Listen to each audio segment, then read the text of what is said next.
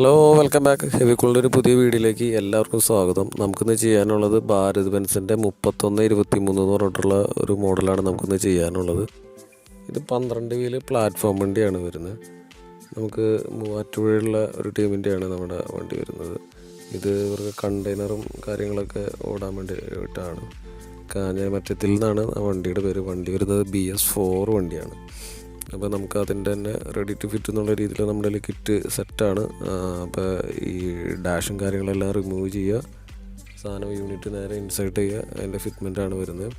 ഒരു തലക്കേന്ന് ഞങ്ങൾ ഡാഷ് അഴിച്ച് തുടങ്ങി. നമ്മുടെ ടീം ഉഷാറായിട്ട് തന്നെ രാവിലെ തന്നെ തുടങ്ങിയിട്ടുണ്ട്. അപ്പോൾ ആദ്യമേ തന്നെ അതിൻ്റെ മണിക്കൂറും കാര്യങ്ങളും ഒന്ന് നോട്ട് ചെയ്യാറുണ്ട്. നമുക്ക് വാറണ്ടി പർപ്പസും കാര്യങ്ങൾക്കൊക്കെ വേണ്ടിയിട്ട് അത് ഞങ്ങൾ നോട്ട് ചെയ്ത് വയ്ക്കാറുണ്ട് ഓൾറെഡി. അപ്പോൾ നമ്മുടെ താടിക്കാരൻ സെൽജോർഡനാണ് ഉഷാറായിട്ട് തുടങ്ങി വെച്ചേക്കുന്നത്. അപ്പോൾ ഡാഷും കാര്യങ്ങളെല്ലാം അഴിച്ച് കഴിഞ്ഞ് AC യൂണിറ്റ് അടിക്കലാണ്. അപ്പോൾ അതിൻ്റെ ഡക്റ്റും പൈപ്പുകളൊക്കെയാണ് കാണുന്നത്. അപ്പോൾ അത്യാവശ്യം നല്ല രീതിയിൽ തന്നെ വൃത്തിയോടായിട്ട് തന്നെ ഇരിക്കുന്നുണ്ട്. നല്ല രീതിയിൽ തന്നെ പൊടിയുണ്ട്, ഡസ്റ്റും കാര്യങ്ങളെല്ലാം ഉണ്ട്. അപ്പോൾ അതെല്ലാം നമുക്ക് റിമൂവ് ചെയ്യേണ്ടതുണ്ട്. അപ്പോൾ അതും അഴിച്ചുകൊണ്ടിരിക്കുകയാണ് നിലവിൽ. അപ്പോൾ അടുത്ത ടീം പതുക്കെ ഇവിടുന്ന് ഫ്രണ്ടിൽ നിന്ന് അടുത്ത പരിപാടി തുടങ്ങിയിട്ടുണ്ട്. കണ്ടൻസർ വെക്കാൻ വേണ്ടിയിട്ടുള്ള എല്ലാ പരിപാടികൾക്കും വേണ്ടി തുടങ്ങിയിട്ടുണ്ട്. അപ്പോൾ കണ്ടൻസർ വെക്കുന്നതിന് മുന്നേ തന്നെ അതിൻ്റെ കൂളറും കാര്യങ്ങളെല്ലാം ഒന്ന് ക്ലീൻ ചെയ്യേണ്ടതുണ്ട്. കണ്ടൻസർ വെച്ചാൽ പിന്നെ അത് ചെയ്യലെടുക്കില്ല. അപ്പോൾ ഭാരത് BS6ൻ്റെ തന്നെ ആ കണ്ടൻസറും ആ ക്ലാമ്പുകളും തന്നെയാണ് വെക്കുന്നത്. അപ്പോൾ അതിൻ്റെ ആ ഒറിജിനൽ ഫിറ്റ്മെൻറ്റ് അതേപോലെ തന്നെ ഇരിക്കും. അതുകൊണ്ട് തന്നെ നമുക്ക് വേറെ പ്രശ്നങ്ങളോ കാര്യങ്ങളോ തട്ടുമുട്ടലോ അങ്ങനെയൊന്നും വലിയ കാര്യമായിട്ട് ഉണ്ടാവില്ല. ഉരച്ചിലോ പിടിച്ചിലോ അങ്ങനെയൊന്നും ഉണ്ടാവില്ല. അപ്പം അകത്തെ യൂണിറ്റ് കാലി ബ്ലോവർ വരുന്ന യൂണിറ്റാണ് ഇരിക്കുന്നത്. അപ്പോൾ അത്യാവശ്യം നല്ല രീതിയിൽ തന്നെ ഡസ്റ്റും കാര്യങ്ങളും ഉണ്ട്. അപ്പോൾ ഇത് നമ്മൾ ക്ലീൻ ചെയ്യുന്നുണ്ട്, കൂട്ടത്തിൽ കൂടെ തന്നെ ക്ലീൻ ചെയ്യുന്നുണ്ട്. ഇപ്പോൾ കൂട്ടത്തിൽ നമ്മുടെ ആശാൻ ലിയോനും കൂടി കയറിയിട്ടുണ്ട്. അപ്പോൾ യൂണിറ്റ് പുറത്തേക്ക് കിടക്കുന്ന സീനാണ്. അപ്പോൾ ഇത് വേണ്ട ഫുള്ള് ഡസ്റ്റാണ് അകത്ത്. അപ്പോൾ ഇത് ഫുള്ള് ക്ലിയർ ചെയ്തിട്ട് വേണം കയറ്റാൻ. ഇതേപോലെ തന്നെ ഇത്രയും ഡസ്റ്റ് ഇത് വീണ്ടുന്നുണ്ടെങ്കിൽ അതേപോലെ തന്നെ ഡസ്റ്റ് അതിൻ്റെ അകത്തും കാണും. അപ്പോൾ അത് ക്ലിയർ ചെയ്ത് ഫുൾ ക്ലിയർ ചെയ്ത് വേണം കയറ്റാൻ വേണ്ടിയിട്ട്. കണ്ടൻസർ പിടിപ്പിക്കാൻ വേണ്ടിയിട്ടുള്ള ക്ലാമ്പുകൾ നമ്മൾ പതുക്കെ പിടിപ്പിച്ച് തുടങ്ങി. അതിന് ശേഷം അതിൻ്റെ മേലും താഴെയും ക്ലാമ്പുകൾ വരുന്നുണ്ട്. അതിൻ്റെ ഇടയിലും ക്ലാമ്പ് പിടിപ്പിച്ചിട്ടുണ്ട്. ഇനി നേരെ കണ്ടൻസർ, ഇപ്പോൾ ക്യാബിൻ പതുക്കെ മറച്ചാൽ നമുക്ക് കണ്ടൻസർ കയറ്റിയിടാവുന്നതേ ഉള്ളൂ. ഇപ്പോൾ ഈ ടിപ്പർ അല്ലാത്തതുകൊണ്ട് തന്നെ റിജർ ബോഡി ആയതുകൊണ്ട് അടിയിലൊരു ഷീൽഡ് ഉണ്ടാവില്ല. അപ്പോൾ അതുകൊണ്ട് തന്നെ വേണമെങ്കിൽ നമുക്ക് ആ ബമ്പറിൻ്റെ ഇടയിൽ കൂടെ നൈസായിട്ട് ഈ സാധനം കയറ്റി വയ്ക്കാവുന്ന കേസേ ഉള്ളൂ, പ്രശ്നമില്ല. അപ്പോൾ ഈ കയറ്റി റെഡിയാക്കാം. അത് അങ്ങനെ കയറ്റി അതും അതിൻ്റെ ഫിറ്റ്മെൻറ്റ് തീർന്നിട്ടുണ്ട്. ക്യാബിൻ മറക്കാതെ തന്നെ അത്രയും ചെയ്ത് വയ്ക്കാവുന്ന കേസേ ഉള്ളൂ.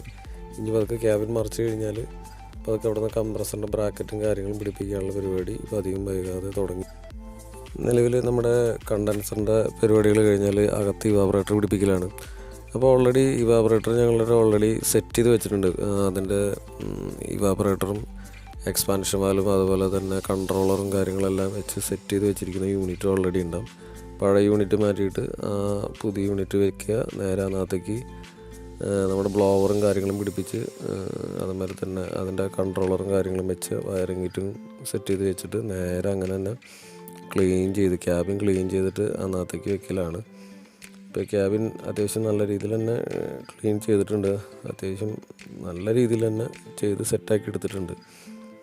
അപ്പോൾ നമുക്ക് അന്ന് മറ്റേ സ്റ്റീം വാഷിൻ്റെ ആൾക്കാർ വരാൻ കുറച്ച് നേരം വൈകിയായിരുന്നു.